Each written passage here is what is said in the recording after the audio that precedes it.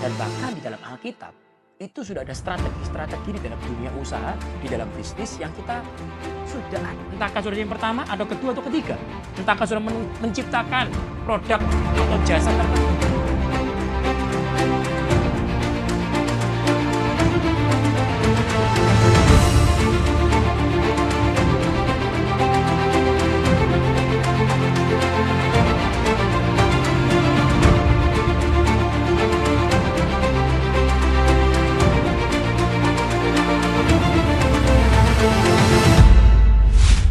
Satu ayat firman Tuhan lagi yang setiap hari kita perlu renungkan, saudara. Seringkali kita berpikir, apa sih pentingnya baca firman? Apakah firman Tuhan itu berguna untuk setiap hari kita baca dan kita renungkan? Saudara-saudara ketahuilah, firman Tuhan itu dahsyat, dia luar biasa. Ketika saudara mengerti, Tuhan itu memberikan perintah kepada kita. Dia kalau memberikan perintah, maka tidak mungkin Tuhan itu tidak melengkapi setiap kita.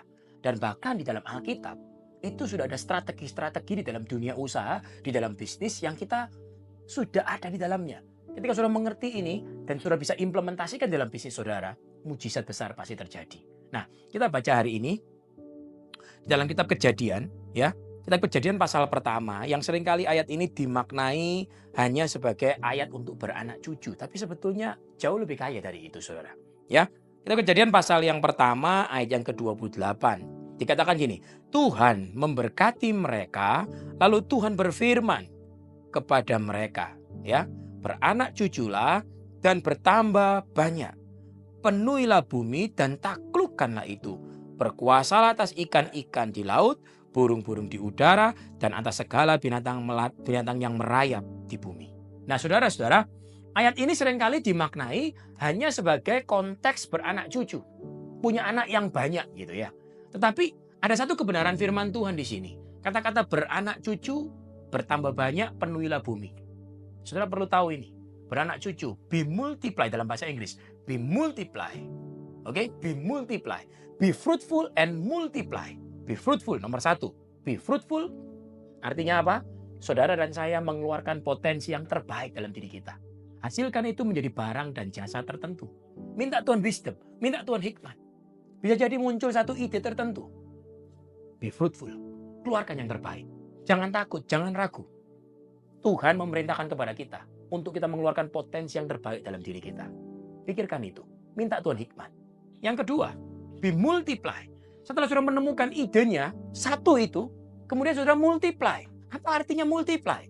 Multiply itu, saudara, kalau bikin satu bisa bagus, gimana caranya kita bikin banyak? Bikin 1000, kualitasnya sama dengan kita bikin satu. Bikin 100.000, kualitasnya sama dengan kita bikin satu. Kita butuh sistem manajemen yang baik. Kita butuh cara untuk pengelolaan yang baik. Kita butuh SOP yang baik. Pikirkan itu. Minta Tuhan hikmat. Lalu yang ketiga, dikatakan be fruitful, multiply, and dalam bahasa Inggris, and penuhi bumi, and replenish the earth. Artinya apa, saudara? Distribusikan produk dan jasa saudara kepada banyak orang. Supaya orang bisa menikmati produk dan jasa saudara. Atau mungkin produk dan jasanya orang lain. Di mana Tuhan tempatkan saudara? Keahlian saudara, entahkah saudara bisa mengarang sebuah produk tertentu, menciptakan sebuah produk tertentu, atau mungkin keahlian saudara bicara tentang atur sistem manajemennya. Di mana kekuatan saudara? Dan mungkin saudara yang mungkin yang lain. Atau saudara, Tuhan ditempatkan saudara adalah untuk mendistribusikan produk atau jasanya orang lain. Dan ketika saudara ikut berperan serta di dalam peran 1, peran 2, atau peran 3, maka Alkitab berkata apa? And subdue, atau taklukkanlah itu. Saudara akan punya kuasa untuk menaklukkan bumi ini. Artinya apa, saudara? Saudara akan diberkati Tuhan, berlimpah-limpah, supaya saudara diberkat. Tidak akan lagi ada anak-anak Tuhan yang miskin. Karena tiap-tiap orang bergerak sesuai dengan panggilannya. Seringkali kita kekurangan ide. Pak, saya tidak punya apa-apa. No, Tuhan berkata, Tuhan memberikan kepada kita talenta. Perumpamaan tentang talenta. 1 talenta, 2 talenta, dan 5 talenta. Tuhan tidak pernah katakan, oh untuk kamu 0 talenta. Tidak ada talenta sama sekali. Tapi Tuhan berkata apa? 1, 2, dan 5. Masing-masing menurut kesanggupannya. Dan kabar baiknya, saudara, adalah satu. Kalau Tuhan melihat bahwa saudara setia dalam perkara kecil, bahwa apa yang ada pada kita yang kecil, yang sedikit, saudara kembangkan, saudara taat, saudara melangkah dengan iman. Tuhan, tanpa Engkau aku nggak mampu. Aku mau berjalan dengan iman, aku mau bergerak bersama-sama dengan Engkau, dan aku percaya Tuhan mampukan. Maka Tuhan akan tambahkan lagi. Tuhan tambahkan lagi. Dan firman Tuhan berkata apa? Barang siapa yang mempunyai, kepadanya akan diberi. Tapi barang siapa yang tidak mempunyai, daripadanya akan diambil. Percayalah saudara, di mana tempat Tuhan menempatkan saudara? Entahkah saudara yang pertama, atau kedua, atau ketiga? Entahkah saudara menciptakan produk atau jasa tertentu yang tidak pernah orang lain ada? Ataukah entahkah saudara memproduksi dalam jumlah banyak sistem manajemennya? Ataukah mungkin saudara mendistribusikannya? Di mana tempat saudara? Minta Tuhan kepekaan dan bergeraklah.